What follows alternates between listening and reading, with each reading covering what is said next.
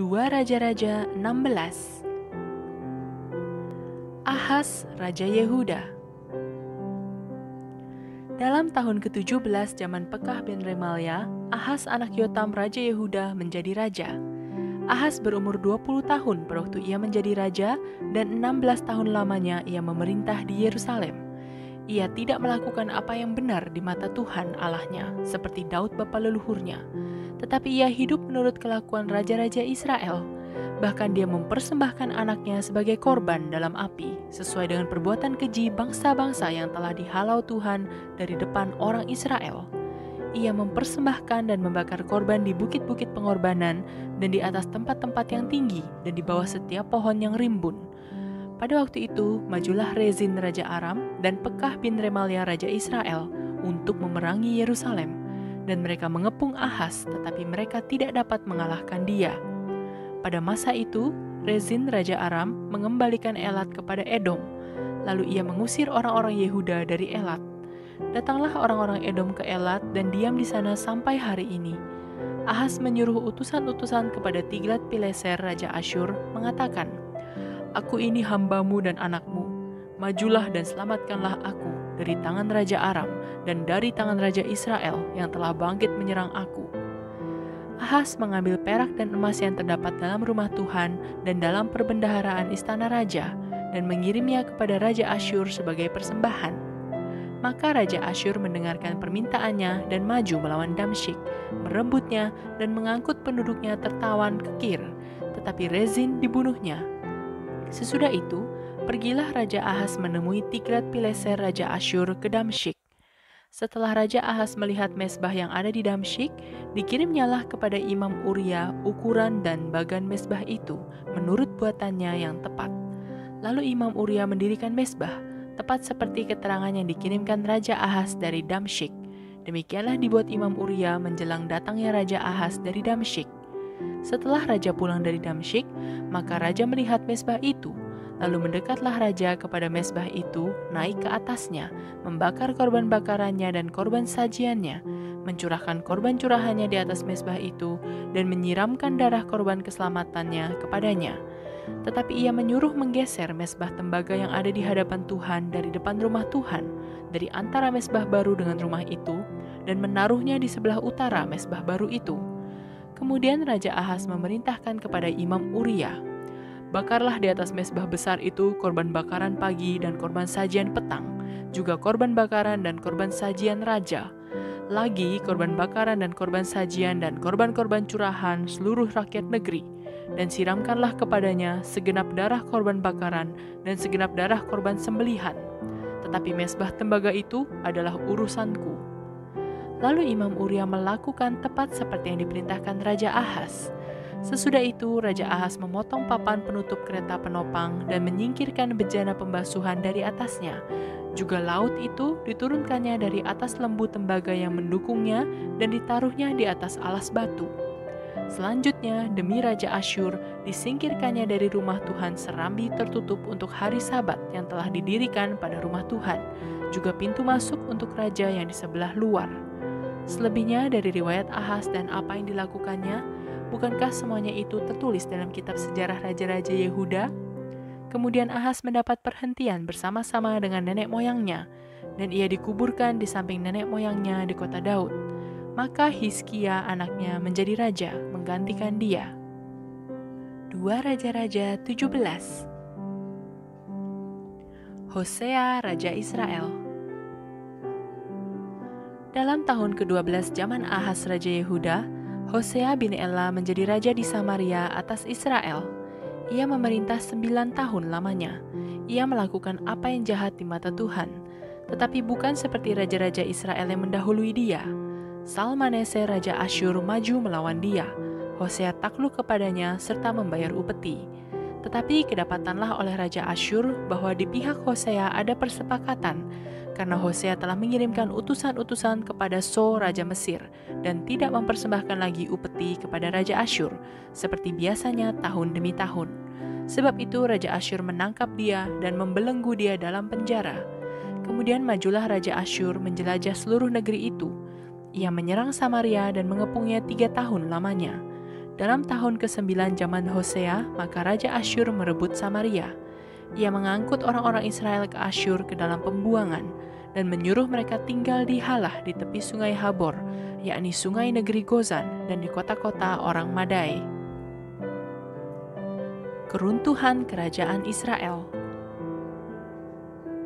Hal itu terjadi karena orang Israel telah berdosa kepada Tuhan Allah mereka, yang telah menuntun mereka dari tanah Mesir dari kekuasaan Firaun Raja Mesir, dan karena mereka telah menyembah Allah lain, dan telah hidup menurut adat istiadat bangsa-bangsa yang telah dihalau Tuhan dari depan orang Israel, dan menurut ketetapan yang telah dibuat raja-raja Israel.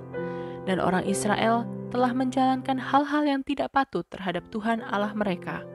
Mereka mendirikan bukit-bukit pengorbanan dimanapun mereka diam, baik dekat menara penjagaan maupun di kota yang berkubu. Mereka mendirikan tugu-tugu berhala dan tiang-tiang berhala di atas setiap bukit yang tinggi dan di bawah setiap pohon yang rimbun.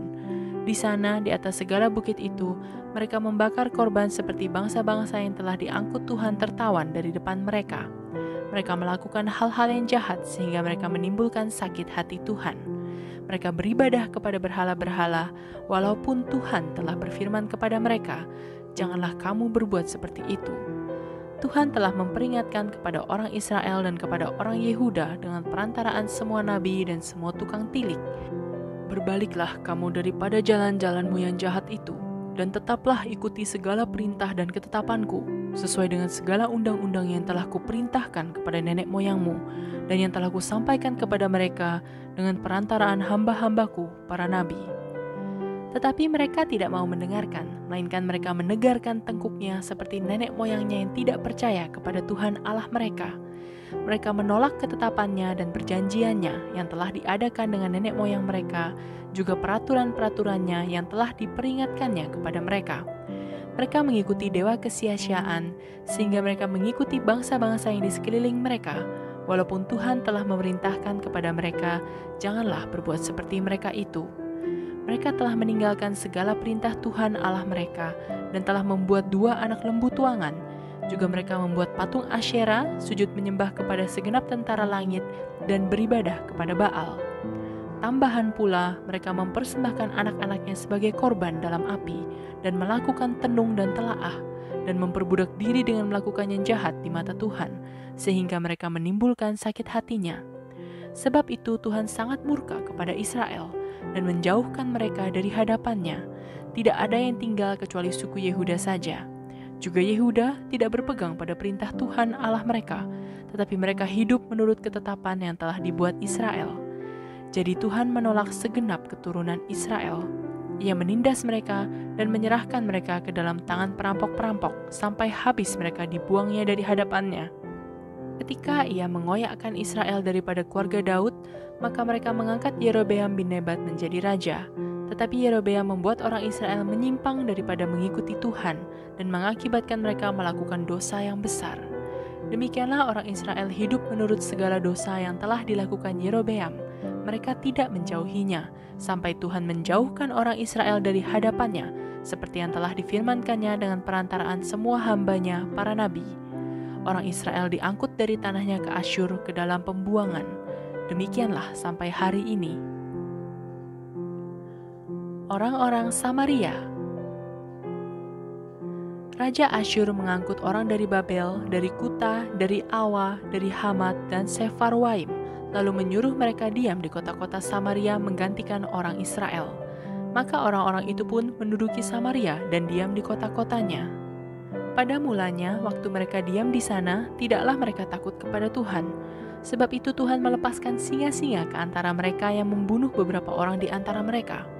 Lalu berkatalah orang kepada Raja Asyur, "Bangsa-bangsa yang Tuanku angkut tertawan dan yang Tuanku suruh diam di kota-kota Samaria, tidaklah mengenal hukum beribadah kepada Allah negeri itu. Sebab itu dilepaskannyalah singa-singa ke antara mereka yang sesungguhnya membunuh mereka, oleh karena mereka tidak mengenal hukum beribadah kepada Allah negeri itu." Lalu Raja Asyur memberi perintah, "Suruhlah pergi ke sana salah seorang imam yang telah kamu angkut dari sana ke dalam pembuangan. Biarlah ia pergi dan diam di sana dan mengajarkan kepada mereka hukum beribadah kepada Allah negeri itu." Salah seorang imam yang telah mereka angkut dari Samaria ke dalam pembuangan pergi dan diam di Betel. Ia mengajarkan kepada mereka bagaimana seharusnya berbakti kepada Tuhan.